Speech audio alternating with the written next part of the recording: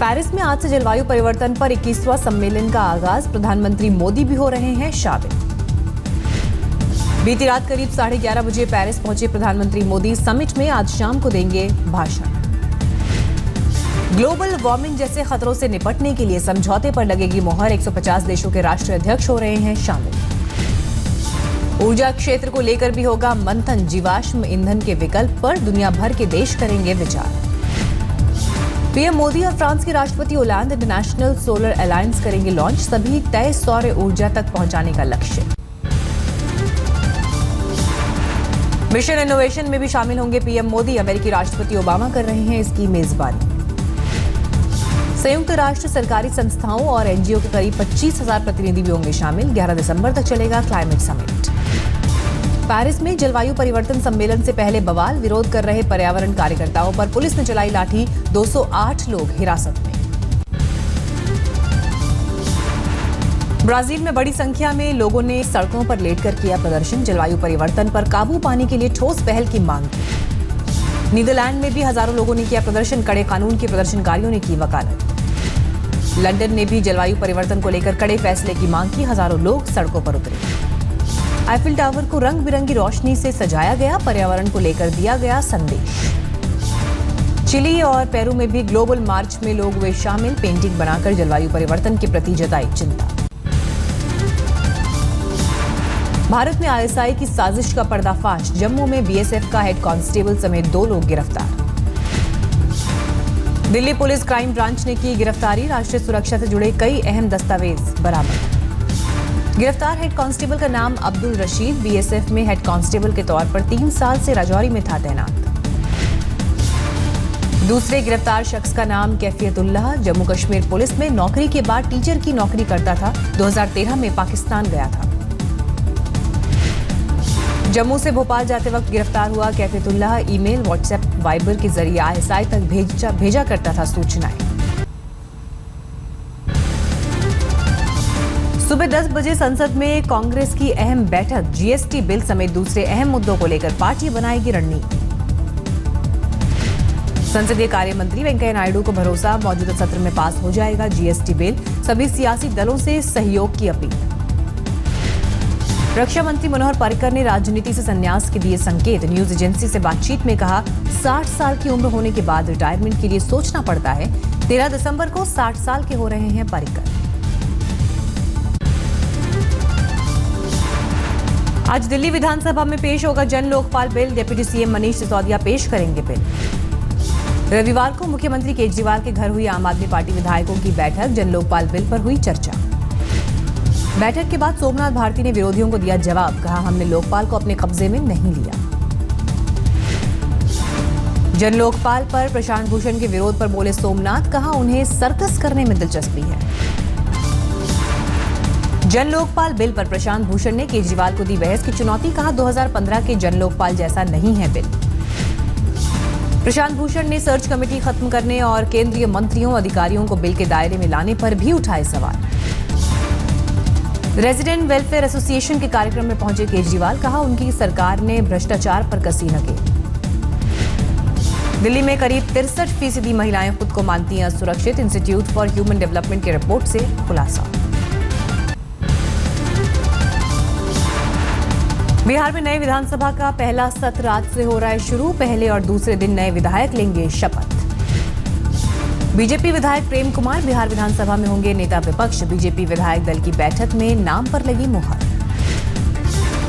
बिहार के उप मुख्यमंत्री तेजस्वी यादव ने फेसबुक पर की दिल की बात। कहा, ये मन की बात से बेहतर। राघोपुर में अपने डिप्टी सीएम बेटे का नाम भूले लालू। पहले तेज प्रताप को बताया डिप्टी सीएम, फिर लोगों के कहने पर तेजस्वी कहकर गलती सुधारी। बिहार के नगर विकास मंत्री की घोषणा। पासवान समुदाय को भी महादलित में किया जाएगा शामिल। रामविलास पासवान ने पूछा, तब कौन बचेगा दलित? एलजेपी ने सरकार से प्रमोशन में रिजर्वेशन के लिए संविधान संशोधन की मांग की। रामविलास पासवान बोले, निजी क्षेत्र में आरक्षण भी मिले। बिहार में कांग्रेस की कोटे से बनाए गए 4 मंत्रियों की जनता तक पहुंच बनाने की कवायद। समस्याएं सुनने के लिए मंत्रियों विधायकों ने बनाई रणनीति। उत्तराखंड में शराब की पाबंदी पर सीएम हरीश रावत का बयान। कोई 2000 करोड़ लाकर दे दे तो राज्य में बंद कर दूंगा शराब। शिवसेना बिहार के बाद दूसरे राज्यों में भी लड़ेगी चुनाव, संजय राउत ने इंदौर में दिया बयान। राजस्थान के सिरोही में कांग्रेस के पूर्व विधायक भूले मर्यादा नोकझोंक के बाद कलेक्टर को मूर्ख बता डाला, वीडियो हुआ वायरल। अरुण जेटली के समलैंगिकता वाले बयान पर आजम खान ने साधा निशाना, आरएसएस को लेकर दिया आपत्तिजनक बयान। आजम खान ने यह भी कहा कि समलैंगिकता पर संसद को सख्त राय बनानी चाहिए। बीजेपी महासचिव कैलाश विजयवर्गीय ने ट्विटर पर हमला लिखा, बोला वक्त आ गया है जब आजम खान जैसे लोगों को उनकी सही जगह मानसिक अस्पताल भेज दिया जाए। साहित्यकार तस्लीमा नसरीन ने ममता बनर्जी को दी नसीहत, चिदंबरम के बयान से सीख लेकर मेरे टीवी सीरियल पर लगी पाबंदी हटाएं। मध्य प्रदेश के मुख्यमंत्री शिवराज सिंह चौहान ने इंदौर में गीता से की मुलाकात, पाकिस्तान से आने के बाद मूक बधिर आश्रम में रह रही है गीता।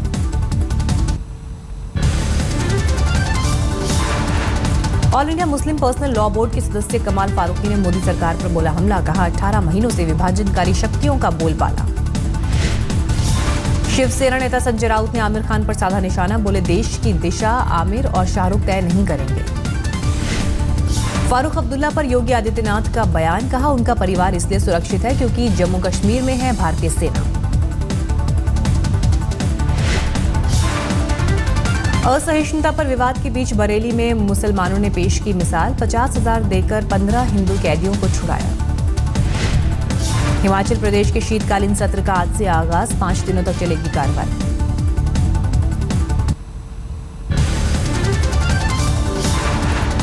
महाराष्ट्र के शनि शिंगणापुर में महिला के पूजा करने पर बढ़ा विवाद, पूजा के बाद मंदिर का किया गया शुद्धिकरण।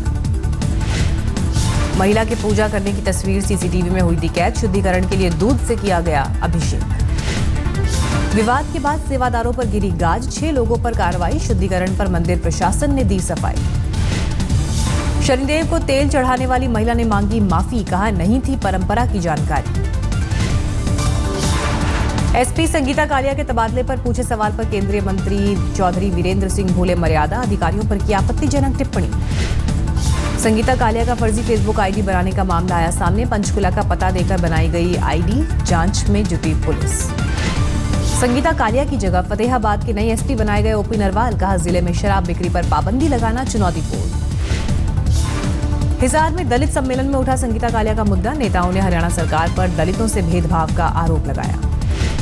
पंजाब के डिप्टी सीएम सुखबीर सिंह बादल का बयान, आतंकी गतिविधियों के लिए पश्चिमी देश जिम्मेदार। दिल्ली के तिलक नगर में 27 नवंबर की रात हुई युवक की हत्या का राज खुला, पुलिस ने 2 आरोपियों को गिरफ्तार किया।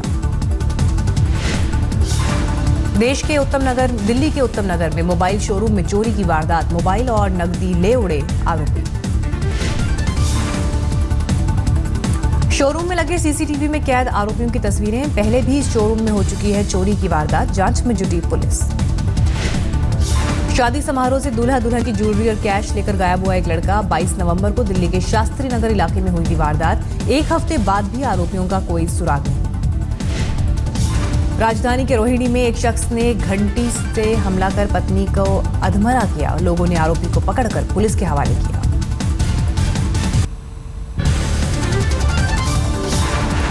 गाजियाबाद में 2400 पेटी शराब बरामद, 4 आरोपी भी गिरफ्तार, पुलिस और आबकारी विभाग ने की कार्रवाई, पंचायत चुनाव में होना था इस्तेमाल। यूपी के संभल में पीएससी कांस्टेबल की लाश मिलने से हड़कंप, सिर पर मिले चोट के निशान, पंचायत चुनाव में लगी थी ड्यूटी।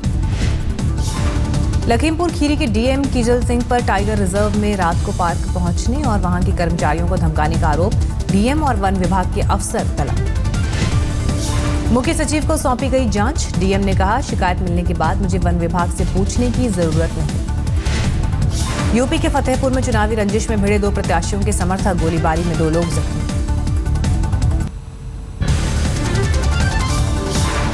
शीना केस में पीटर मुखर्जी की सीबीआई हिरासत का आज आखिरी दिन, मुंबई में कोर्ट में होगी पेशी।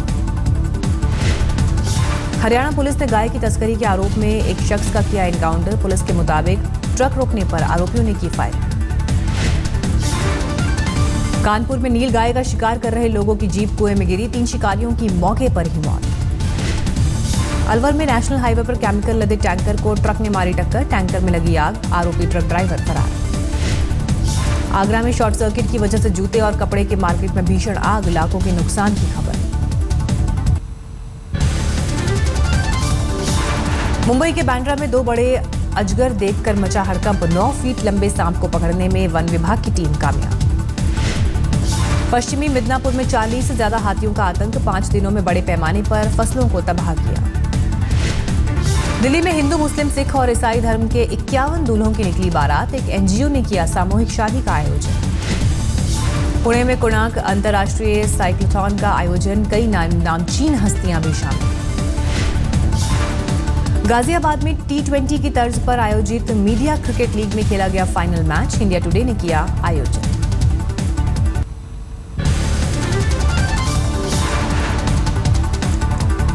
अपनी फिल्म की शूटिंग के दौरान कोलकाता में स्कूटर चलाते दिखे अमिताभ बच्चन, शूटिंग देखने उमड़ी भीड़।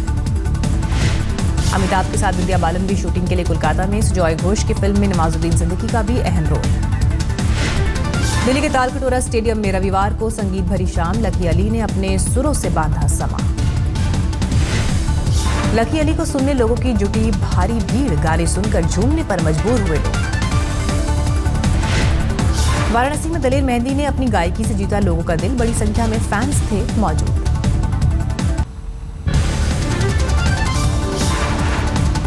संन्यास ले चुके सहवाग का कोटला में होगा सम्मान, बीसीसीआई तैयारियों के लिए डीडीसीए को आज भेजेगा निर्देश। सहवाग को उनके घर में सम्मानित करने की तैयारी, 3 दिसंबर से दक्षिण अफ्रीका के खिलाफ सीरीज का आखिरी टेस्ट। भारत और दक्षिण अफ्रीका की टीमें आज पहुंच रही हैं दिल्ली, मंगलवार को कोटला में प्रैक्टिस सेशन होगा। नागपुर की पिच के विवाद पर टीम डायरेक्टर रवि शास्त्री का बयान, अगर 3 दिन में ही टेस्ट मैच खत्म होता हो तो कोई दिक्कत नहीं। वेस्टइंडीज के फिर की गेंदबाज सुनील नारायण की गेंदबाजी पर आईसीसी ने लगाई रोक, अंतर्राष्ट्रीय मैचों में नहीं कर सकेंगे गेंदबाजी।